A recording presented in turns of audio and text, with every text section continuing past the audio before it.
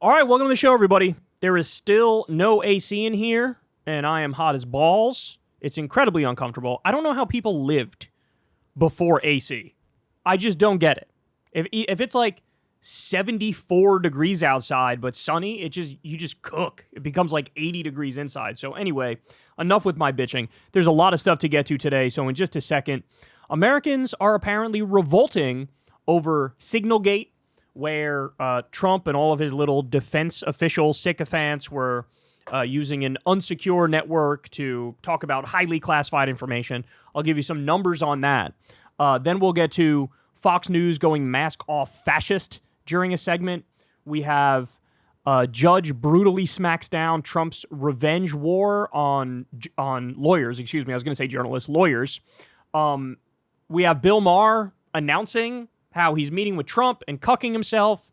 We have Trump continuing to pardon con artists and fraudsters. And it's at the point now where I don't even know what the rationale is for some of these people that he's pardoning. It's almost like he's looking for, get me the worst white-collar criminals in the country so I can pardon them. And then later on, the destruction of American science is here. Wait until you hear about this new fact. What percentage of scientists are like, hey, dog, I'm gonzo. I'm done with the United States. Ben Shapiro's empire is crumbling in front of his eyes. And did Joe Rogan finally grow a pair and criticize Trump? I'll show you the video later, and we'll discuss it. So everybody do me a big favor. Please subscribe to the channel. That helps out big time, and it costs you nothing. And, of course, much love to everybody who supports this show on Patreon. It could not be done without you. You guys make it work. You guys make it function. Wouldn't be able to do it without you. I've never had a conversation with an advertiser or a corporation or a company or anything like that. We are true grassroots media. You guys fund us, and we have the default ads on YouTube, and that's it. So I plan on never doing an ad read and never talking to a corporation. And again, you guys make that possible. So thank you very much if you support the show on Patreon. All right, let's dive into it. So here are some new numbers on Signalgate. Now, as you all know, Signalgate was Pete Hegseth and Mike Waltz and Tulsi Gabbard and J.D. Vance and all these fucking idiots in the Trump administration casually discussing doing illegal bombings of Yemen on Signal on non-secure phones and just getting into hyper-specific details. And, you know, they accidentally invited a journalist into the group chat, and the journalist wrote about it and shared some of the screen caps, etc. So it's a big deal. It became a huge deal. Now, look, I'll never understand why certain things become the main scandal and not other things.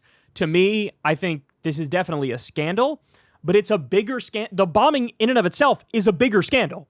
I mean, it's an illegal bombing against the Houthis in Yemen because Yemen is trying to blockade ships from getting to Israel because Israel is committing a genocide. So we are acting as the Air Force for an ongoing genocide. Totally not approved. Congress has not approved any war with the Houthis. So that's the bigger scandal, right? But for whatever reason, this blew up more. So anyway, here we go. Let's dive into it and see what the American public thinks. This is one of the more interesting stories because I think I actually agreed. I was like, I don't think people will be that interested. It might be more of an inside the Beltway story. Maybe it's a story for a seller. But take a look at Google searches this week. Look at the Atlantic this week compared to last week. Up 900%. I mean, whoa, my goodness. How about Signal? Up over 1,000% on the Google searches for the Atlantic, the highest on record. And of course, Google searches go back since 2004. How about for Signal? The highest on record. So what we do see is actually there's massive interest in this story. Whether it ends up hurting the administration, we'll have to wait and see. But the interest, at least initially, Laura, it is most certainly there. Take me back in time, though, because there's been a lot of comparisons that have been thrown around with the Hillary email scandal. The former Secretary of State herself even, commenting, shall we say, on this with the "Are you kidding me?" I'm paraphrasing her. But remind us how that played with the public. I guess that's why this blew up, right? Because how many years did we have to hear about, oh my God, Hillary's emails, because she was using a private email server. So she was going around the law and going around the Freedom of Information Act and basically trying to communicate in her own way, which was not government approved. And so Republicans made a big deal about, oh, she's being willy-nilly with national security, bro. This is unacceptable, bro. And then now, honestly, here's a more egregious example from the right. And so I guess the reason it blew up is for the hypocrisy burn, right? That's my guess. How'd that play with the public? And how did that play with Republicans in particular, that Republican base, right? I mean, Republicans on Hillary Clinton's private server back in 2016, get this, just 4% of them, 4% of them said that it was appropriate. I think all 4 of those percent probably maybe Democrats now compared to this, not appropriate. 93%, that's basically equal to now Donald Trump's approval rating among Republicans. There was unified sense among Republicans that what Hillary Clinton did back in the mid-2010s was, no, a no-go. And by the way, the reason why that became as big of a story as it did is right-wing media. This is what centrist media and liberal media and left-wing media don't fully grasp yet, is that the entire terms of any conversation, the framework and the groundwork of any conversation is always laid by the right. They are relentless propagandists, and so when they want something to become the number one story, they make it the number one story. None of them shut the fuck up about it. And so that's why we're in this conundrum where Republicans always try to move the polls in their direction, whereas Democrats act like public opinion is this stagnant thing that never changes, and Democrats try to cater to it. No, you need to do counter messaging, and you need to steer the conversation, determine what we're talking about, hammer away on the thing that you want to become the number one story. And this is what drives me crazy about the Democrats and centrist, liberal, and leftist media, is that Republicans always hand you a gift on a silver platter, day in and day out. They always give you something, which can and should be 24/7 hair-on-fire news where nobody shuts the fuck up about it, like illegally stealing Greenland or Panama or illegally bombing the Houthis or saying we're going to own Gaza and take Gaza or threatening war with Canada and to annex Canada, or Elon Musk illegally slashing pediatric cancer research. Any one of these things, you can make the number one conversation in the country through force of will, through relentlessly talking about it, through framing the conversation. And typically what's happened is that's not the case. Democrats sort of take a back seat, watch what happens passively, barely partake in the national dialogue, sort of, sheepishly mimic the talking points of like the least effective political communicator staffers that they have. And so that's why Democrats are at a perpetual disadvantage when it comes to the messaging war, right? Is that the right is always steering the conversation. They're always determining what's the biggest scandal of the day, what can we harp away on? And so they end up driving polls in this country. So again, maybe the reason this one blew up is because the media was all over it like crazy. You have the hypocrisy angle with Hillary's emails. And also it was just like, it was a festival of idiocy, right? Like it's a classic idiot plot. The only reason any of this stuff is a story is because everybody involved is a total idiot. And Pete Hegseth was out there like, it didn't actually have classified information, bro. And then Jeffrey Goldberg was like, really? Here's the exact classified information, and here's you literally doing war plans.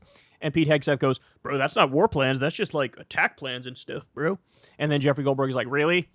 Really? They're attack plans and not war plans? You fucking hear yourself? Oh my God. So maybe that's why it blew up. Well, she was involved in that. In this Signal chat, it does not include President Trump, right? But a lot of his cabinet picks, Harry, they were a part of it. Does this change how people view those picks? Well, we'll have to wait and see. But what I can tell you is that going into this, even before the Signal scandal, people did not like Trump's cabinet picks. They did not like who he appointed to be in their administration. Disappointed with who the administration appointed, right? The administration appointments. Look at this. 52% were disappointed in Trump's picks. That is by far the highest on record. Gee, I wonder why. I wonder why that's the highest on record.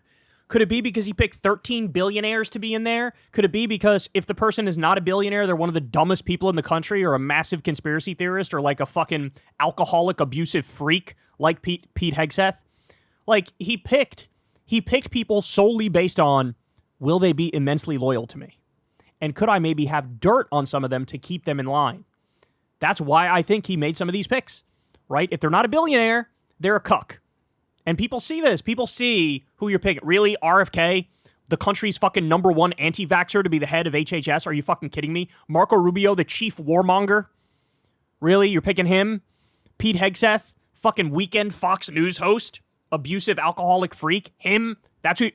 Like, of course it's going to be people don't like it. 44% last time for Trump, and before that, 16% for Obama, 17% for Bush, and 14% for Clinton. So already we're dealing... That's crazy, man. Look at those numbers. In 2009, only 16% of the public didn't like Obama's picks. That means a lot of Republicans were like, yeah, they're fine. Damn, son. The public that already did not like Trump's picks for his administration. This, I think, can only worsen those levels. And, of course, one of those picks was Pete Hegseth for Secretary of Defense. And get this. Pete Hegseth, who of course is involved in the Signal scandal, is the most unpopular Secretary of Defense since Donald Rumsfeld back in 2006. And oh my God, he was like the chief liar for the Iraq War, caught in preposterous lies day after day. He's as unpopular as him. 30% approval rating for a Secretary of Defense? Man, people hate you, son. Holy shit. Rumsfeld resigned. More folks have an unfavorable view by a large margin than a favorable view of Hegseth. And of course, that was all before this Signal scandal hit the fan. We'll just have to wait and see if Hegseth's unfavorable ratings climb ever higher. In a normal scenario, he would resign. He would resign. But Trump and all of his sycophants are acting like we don't have to answer to anybody or anything. And they're kind of right that they don't. Trump got away with 91 crimes, got away with January 6th, got away with the fake elector slates, got away with fucking everything. He feels invincible. He feels invincible. And so he feels like, who cares if people don't like my Secretary of Defense pick? Like, they'll get over it. And again, they're acting like they'll never have to face voters again. All the shit that Elon Musk is doing is like, peak, I know there's going to be a revolt and we don't care, right? And that's a scary thought because Trump signed that executive order the other day, and it's a clear attempt to try to rig elections in the future. Clear attempt to bring Jim Crow rules and ballot purges across the whole country and not just in Republican-governed states. So maybe they feel like they are never going to face voters again, and Trump looks at this and he's like, I don't care that they don't like Pete Hegseth. Why would I care? So it's a terrifying thought, but to my surprise, this is an issue that Americans actually cared way more about than I thought. But look, that's further evidence. If this story can become the number one story in the country and can drive poll numbers, what do you think it would have done if it was 24/7 hair-on-fire coverage about Elon Musk illegally slashing pediatric cancer research?